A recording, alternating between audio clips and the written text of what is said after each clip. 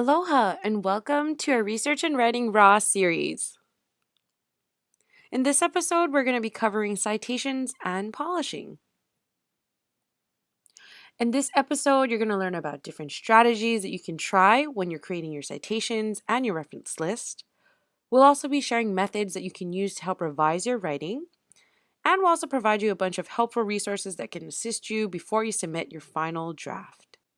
If you're taking this workshop to receive credit for a class, make sure that you watch the video, pause when we let you know, and complete the following quiz questions that can be found below this video. Hi everyone, it's Karina here. So we are at the tail end of the research and writing process. We've previously discussed how to identify a topic, the research process, how to outline and write, and now we're getting into the nitty-gritty of crafting your citations and polishing up your paper. If you prefer to incorporate your citations into your paper while you're outlining or writing, that's totally okay. Whatever works best for you works for us. So let's start with a basic definition of what citations are. Citations tell readers that certain arguments, quotes, or ideas are attributed to another author or individual's work. Together, your in-text citations and your reference list show readers how you built and supported your argument and research. So you are a student and a scholar, which makes citations incredibly important, as they not only support your ideas, but they also prevent you from being punished for plagiarism. Citations also ensure the continuation and accuracy of scholarly knowledge. Many scholars will browse the reference list of articles that they like to find similar articles. Now you should cite whenever you are using quotes and whenever you summarize or paraphrase another author's opinions or ideas. Citing is imperative for anything that is not common knowledge. So if you are ever in doubt about whether or not to cite something, it's always best to err on the side of caution and cite it. Common knowledge can be thought of as any information that is widely accepted as factual or true. The average reader would not need to further research it to verify it as truth. Now, it's important to consider who your average reader is. For instance, if I was writing a paper in a psychology journal, my audience's common knowledge would be much more advanced for psych-related topics. Thus, if I were mentioning a theory that Freud had, I wouldn't necessarily need to cite it. If I was writing that same article, though, for an English class, I definitely need to cite it because I couldn't guarantee that my audience had that background knowledge about Freud. So this was mentioned earlier, but your citations consist of two very important components: the in-text citation and the reference list or bibliography. It's imperative that every in-text citation point to a full reference in your reference list and vice versa. For in-text citations, there are a variety of ways that you can weave those into the meat of your paper, including paraphrasing, quoting, and summarizing. I'll highlight the ways to do this a little later when we explore the library's citation research guide. But before I show you that guide, I wanted to point out that there are multiple citation styles, as many of you may be familiar with. The differences between these styles range from very obvious things, like spelling out the author's first name versus just using their first initial, to more subtle differences, like capitalizing certain words in a title versus not. So it's really important that you know what citation style you're required to use for your paper, and that you feel comfortable assessing the requirements of that style. So let's explore this research guide that was created by the library, which I hope you'll find incredibly useful. After we explore this, I will have you pause the video and answer questions 2 through 10 using this research guide. So this might be something that you want to bookmark or just keep on hand for easy reference. But on this initial landing page, you'll find a lot of the information that we just talked about. These blue tabs at the top will take you to additional information about the style that you are interested in learning more about. So let's check out APA style. So once you click on that header, that blue button, a bunch of additional information is going to pop up, including online resources that you can reference and resources in the library. So if you're in the library and you wanted to check out the official manual, you'd have that information here. This box has all of the details that you want. So basic rules, if you're interested in finding out how to weave your in-text citations into your paper, there are concrete examples of how to paraphrase, quote, and summarize. And you'll notice that there are different ways, let's look at quoting, of incorporating those into the text of your paper. So you can just do a simple quote and have all the different elements of the citation that are required of you at the end of the sentence. Or you can choose to weave certain elements of that citation into the actual text of the sentence. So concrete examples under the in-text tab. The reference list tab has just general information about indents, order, capitalization, how to treat authors. And then the books and journal articles tab gives you concrete examples of what those full citations should look like. It doesn't include that hanging indent, but it's assumed that you will follow the information on the reference list tab. So without further ado, it's your turn. Pause the video here and go back to that quiz and answer questions 2 through 10 using the library's citation guide. So now we're moving on to revisions and editing. We're going to talk a little bit about the differences between revisions and editing, but really the most important thing is to remember that there are a lot of steps to this process. So you want to allow yourself enough time for revisions and editing. We often develop bad habits like drafting at the last minute and don't allow ourselves enough times for revision and editing. But for me, I find that allowing myself that time actually helps me with writer's block. So when I'm drafting, rather than worrying about everything and worrying about making things perfect, I tell myself, this draft doesn't need to be perfect. I just need to finish it. And then I'm going to spend a lot of time revising and editing. So I know it's going to get better. So it's okay if my draft is not that great. It's okay if my draft is messy. So thinking about revision and editing separately also helps us to consider different parts of the process and how much time to allow ourselves. So to kind of understand a little bit about the differences, because people do sometimes use these terms differently, and it is helpful to know, to understand what they're talking about. Revisions are usually larger scale, while editing is smaller scale. Revisions are usually done recursively throughout the writing process, and I'll talk a little bit more about what that means, whereas editing is done in the final stages of writing. So with revisions, when we say recursive, we mean that it circles back. It's kind of a cycle. So it's not like you write and you're done and then you revise. It's an intertwined process. So you write, you revise, you write some more, you revise some more, and again and again. So it really is kind of a writing and revising are partners that work together. I think that another helpful thing about revision is to look at the root words. So we have that word vision in there. Revision really means re-seeing. So helping yourself to look at your writing in a different way can help you to strengthen your writing, to really make your writing have the effect that you want it to have. And we'll introduce a few revision activities that will help you to re-see your writing. Now, editing, on the other hand, it also includes proofreading. So you can see how it's really those smaller scale kinds of things. A couple of helpful acronyms to understand revising and editing and to remember the differences is to think about arms versus cups. So if you think about arms, those are usually to hold bigger things, right? So arms has to do with revising, whereas cups has to do with editing because we're carrying those smaller things that we might carry in a cup. So if you think about arms, the things that we're looking at in revision are adding, removing, moving, and substituting. And we're talking about these big parts of our paper, entire paragraphs, sentences, entire arguments or sources. So maybe you wrote a draft, you're reading through it, and you're realizing, hey, there's a big piece of my argument that I missed. Maybe I still need a source to support this part of my argument that I'm making.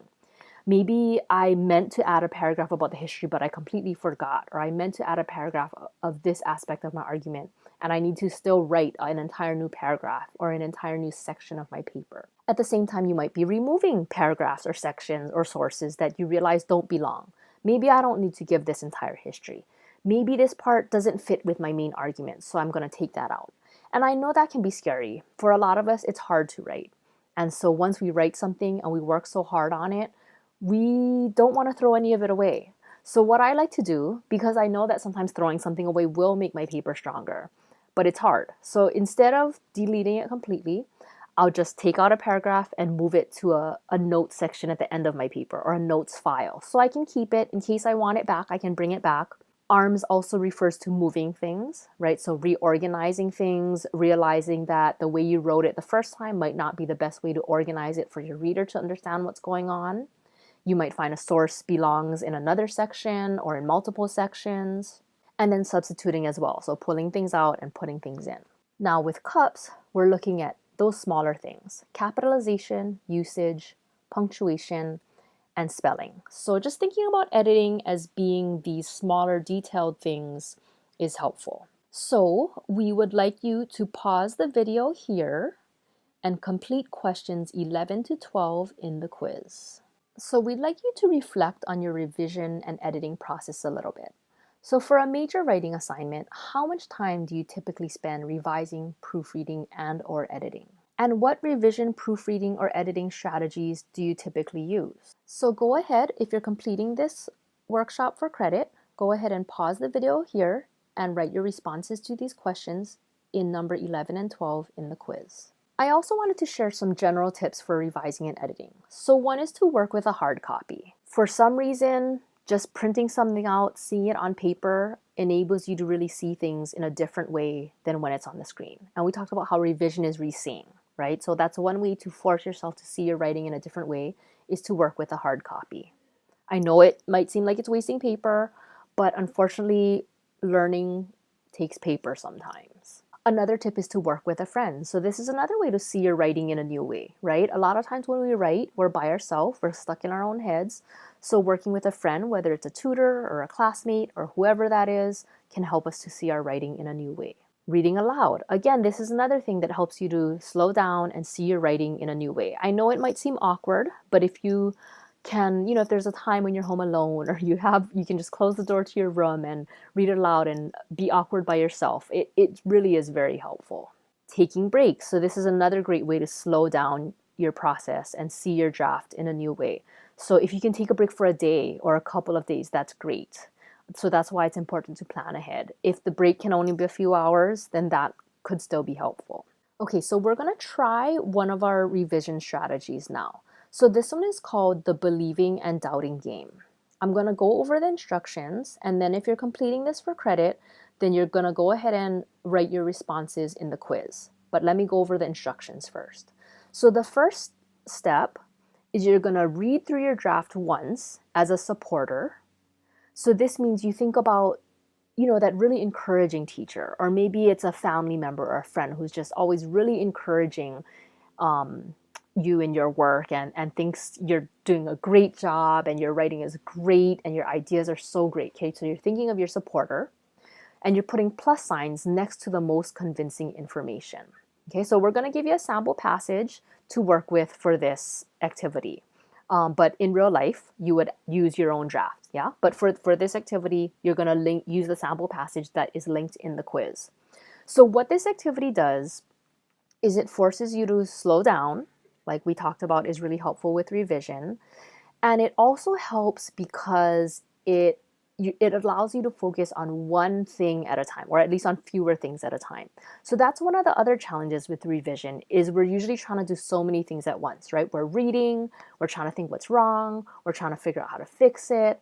So this activity, like a lot of revision activities, it allows you to focus on fewer things at once. So you're just thinking as a supporter right now. You're reading through the passage as a supporter and putting plus signs next to the most convincing information. The information that you're like, wow, that's a really great point. I really like how that's said. That really convinces me that this person's argument is correct. The second time you read through, you're going to read through as a skeptic and mark the parts where you're most skeptical. So this is where you think about maybe that tough teacher that everything you did was never good enough. They were always like, well, what about this? And what about that? And maybe you could add this and maybe you could add that. Or maybe you have a friend or family member that plays that role as well, right? That's always questioning you.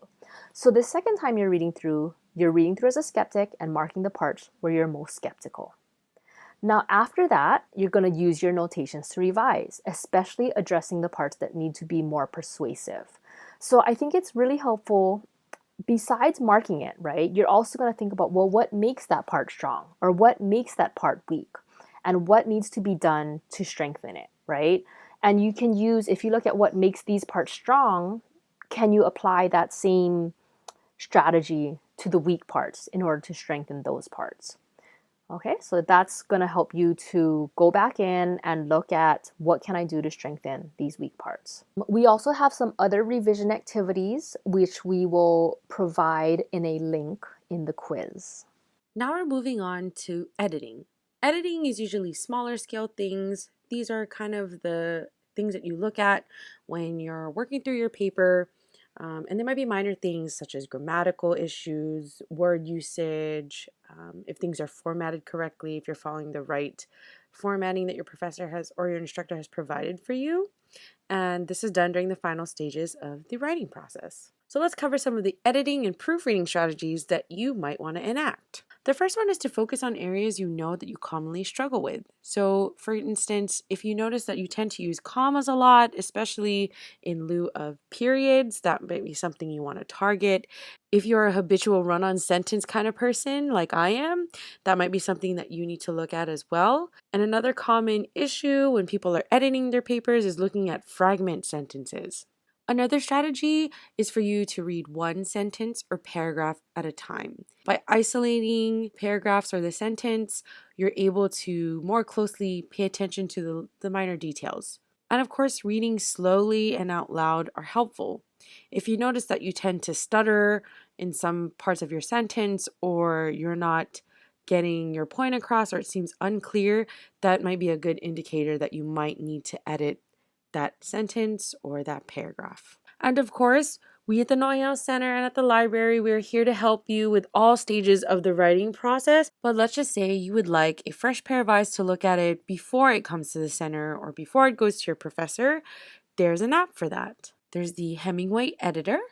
The Hemingway app is a great way to look at how you might make your sentences stronger, if your word usage is clear, or if and it also helps provide what your readability is, what level of writing you might be at, and it tells you how many words you've used, and Grammarly for Chrome. Grammarly is an add-on that you can add to your Chrome browser, and it's not just for looking at papers. It's kind of like a grammar and spell check for everything that you write. So this could be useful outside of writing your papers. Although these apps are very useful and essential in making sure that your message gets across, nothing beats having a fresh pair of eyes or a peer look at your paper. So if you can, please try to talk with either a classmate, your friend, a family member, or your professor to give your paper a quick look over and let you know if your paper is solid. Now I want you to reflect on your proofreading and editing process. So for any major writing assignment, what editing or proofreading challenges do you typically have? How much time do you usually spend editing or proofreading? And what new editing proofreading strategy do you want to try?